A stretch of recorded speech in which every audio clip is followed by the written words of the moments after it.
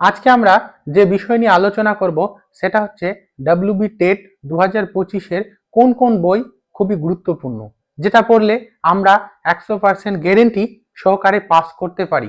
এটা আমার ধারণাগত দিক থেকে বলতে পারি, এটা নিশ্চিত যে বইগুলো আমি আজকে আলোচনা করব সেই বইগুলো যদি আমরা পড়তে পারি তাহলে আমাদেরকে টেট 2025-এ কেউ আটকাতে পারবে না। তার জন্য আমি যে বিষয়গুলো আলোচনা করব সেটা আমি এক এক করে বলে দিচ্ছি, সে প্রত্যেকটা সাবজেক্টের মধ্যে কোন কোন সাবজেক্টের কোন কোন বই পড়তে হবে। চলো দেখে নেওয়া যাক। এই হচ্ছে সিডিপি। সিডিপি যেখান থেকে আমাদের 30 নম্বরে কোশ্চিন আসবে, সেই 30 নম্বর কোশ্চিনের মধ্যে আমরা সিডিপির ক্ষেত্রে শিশু মনস্তত্ত্ব ও শিক্ষা বিজ্ঞান, যেটা রীতা পাবলিকেশনের, এই বইটা পড়বো এবং তার সাথে পড়বো শিশু বিকাশ ও প্যাডাগজি, আহেলি পাবলিকেশন। এই দুটা বই যদি আমরা পড়তে পারি সিডিপির ক্ষেত্রে তাহলে আমাদের কোনো সমস্যা থাকবে না। আশা করি এখানে আমাদের 30-এর মধ্যে 25-27 নাম্বার ইজিলি চলে আসবে এই দুটা বইকে যদি আমরা ফোকাস করতে পারি। এবার হচ্ছে আমাদের কাছে বাংলা বই। বাংলার ক্ষেত্রে আমরা দেখছি 2022-এর টেটে বাংলায় বলা হয়েছিল যে অর্ধেকটা প্যাডাগজি থাকবে, অর্ধেকটা আমাদের ব্যাকরণ থাকবে, কিন্তু 2023-এর টেটে আমরা লক্ষ্য করে দেখেছি সেক্ষেত্রে কিন্তু সেই নিয়মটাকে পালন করা হয়নি, যেহেতু সিলেবাসে বলে দেওয়া হয়েছিল যে কি 30 নাম্বার থাকবে প্যাডাগজি ও ব্যাকরণ। কিন্তু আমরা সামনে 2025 টেট দিব, সেখানে সিলেবাস কি থাকবে আমরা জানি না।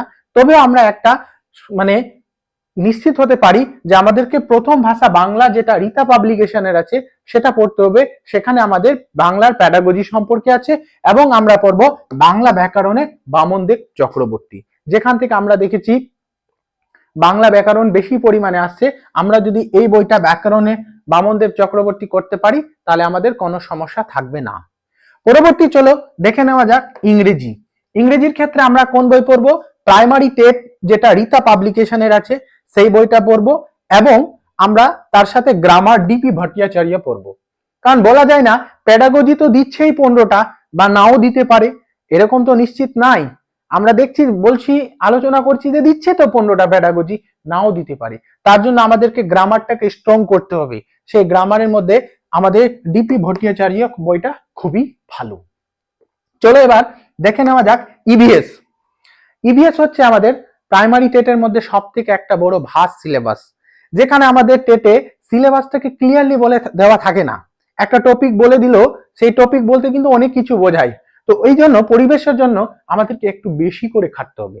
তার জন্য যে বিষয়গুলা বা যে বইগুলা পড়তে হবে সেটা হচ্ছে এই যে দেখো পরিবেশ বিদ্যা, যেটা হচ্ছে আমাদের কি রীতা পাবলিকেশনের, সেটা আমরা পড়বো। এক্ষেত্রে আমরা কি পাবো? প্যাডাগজিটা পেয়ে যাব। তারপরে হচ্ছে আমাদের কিন্তু পরিবেশ শিক্ষা বইটা, যে বইটা ক্লাস 11 এবং 12 এর সেমিস্টার 1 ক্লাস 11 12 এর সেমিস্টার 1 এ আছে, যেখানে আমরা দেখব যে কি প্রচুর পরিমাণে শর্ট কোশ্চিন দেওয়া আছে।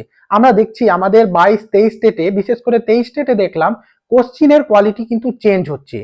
আগে কোশ্চিন থাকতো যে যে নিম্নলিখিত কোনটি, কিন্তু এখন কি হচ্ছে, কই স্তম্ভ থেকে ক্ষয় স্তম্ভ ম্যাচ করো, বিবৃতি, কারণ দিচ্ছে, অ্যাসারশন, রিজন যাকে বলি, সেগুলো দেওয়া হচ্ছে। সেই নানা ধরনের কোশ্চিনের যে কোন কোশ্চিনটা কিরকম আসবে সেই বিষয়টা কিন্তু এই বইটাতে আমরা খুব সুন্দরভাবে দেখতে পাচ্ছি কোশ্চিনগুলা। সেই ধরনের যদি কোশ্চিন আমরা প্র্যাকটিস করতে পারি তাহলে আমাদের ইভিএস এর কোনো সমস্যাই থাকবে না। পরবর্তী বই হচ্ছে পরিবেশ, অনিশ চট্টোপাধ্যায়, সেটাও যদি আমরা পড়ি সেটাও কিন্তু আমাদের জন্য ভালো। তবে আমরা পরিবেশ শিক্ষা সেমিস্টার 1, যেটা ক্লাস 11 এর এবং ক্লাস 12 এর, এই বইটাকে বেশি ফোকাস করব। তার সাথে ফোকাস করব আমাদের পরিবেশ, যেটা হচ্ছে ক্লাস 3 থেকে ক্লাস 8 পর্যন্ত যে বইগুলো আমাদেরকে পড়তে হবে। কেননা এই বইটা আমাদের কাছে খুবই ইম্পর্টেন্ট। আমাদের প্রাইমারি সিলেবাসে বলে দিচ্ছে যে কি ইভিএস এই ক্লাস 3 থেকে ক্লাস 8 এর মধ্যে ওখানে কোশ্চিন থাকতে পারে, তাই আমরা আমাদের পরিবেশ ক্লাস 3 থেকে ক্লাস 8 পর্যন্ত এই বইটা পড়বো। চলো এবার আমরা জেনে নিই আমাদের ম্যাথ বিষয়ে সম্পর্কে। আমরা কোন বিষয় সম্পর্কে জানবো? ম্যাথ, অর্থাৎ গণিত, যেটা সবার কাছে একটা ভয়ের বিষয় হয়ে দাঁড়ায়। কিন্তু আমরা লক্ষ্য করে দেখব আমাদের প্রাইমারি টেটে ম্যাথ সেরকম কিন্তু কঠিন না, ম্যাথ হচ্ছে আমাদের সহজ।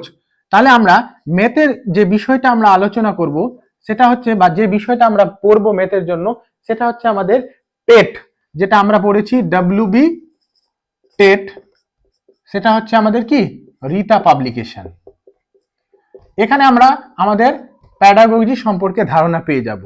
তার সাথে আমরা দ্বিতীয় নাম্বার যেটা বই পড়ব সেটা হচ্ছে আমাদের সুবীর দাসের ছায়া, অর্থাৎ সুবীর দাস যেটা আছে, সুবীর দাস ছায়া, সেটা আমরা কিন্তু পড়ব। আর এর সাথে আমরা যে বইটা পড়ব সেটা হচ্ছে, আমরা ডিএলএড এ যখন প্রথম বর্ষে ছিলাম তখন ছিল কিন্তু আমাদের একটা গণিত শিক্ষা বইটা। কোন বইটা ছিল? গণিত শিক্ষা, অর্থাৎ ডিএলএড এর ফার্স্ট ইয়ারের বইটা, গণিত শিক্ষা বইটা আমরা পড়ব।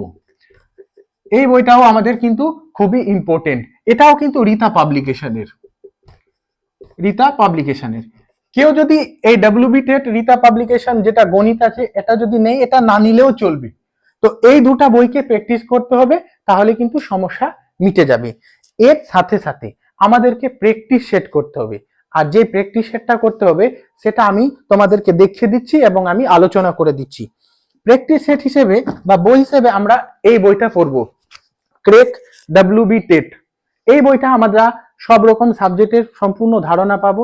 এই বইটা আমাদের জন্য খুবই ভালো, এই বইটা পড়তে পারি। তার সাথে সাথে আমরা যে বইটা পড়বো সেটা হচ্ছে স্কেনার আহেলি। এই বইটা আমাদের কিন্তু খুব সুন্দর। এখান থেকে আমাদের প্যাডাগোগির বিশেষ করে সিডিপি খুব সুন্দর করে কোশ্চিন অ্যান্সার দেওয়া আছে, সেটা করলে কিন্তু আমরা ইজিলি পেরে যাব টেট পাস করতে। তার সাথে সাথে আমরা প্র্যাকটিস সেট হিসেবে আমরা দুটা বই পড়বো। এই বইটা খুবই ভালো, অত্যধিক ভালো।